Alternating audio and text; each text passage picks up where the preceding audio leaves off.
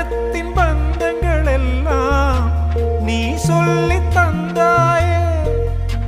பிறப்புக்கும் இறப்புக்கும் இடையில் வழி நடத்தி சென்றாயே. உனக்கே ஓர் தொட்டில் கட்டி நானே தாயாய் மாறிட வேண்டும். ஆராரிராரோ நான் இங்கே பாட, தாயே நீ கண்ணுறங்கு, என்னோட மடி சாய்ந்து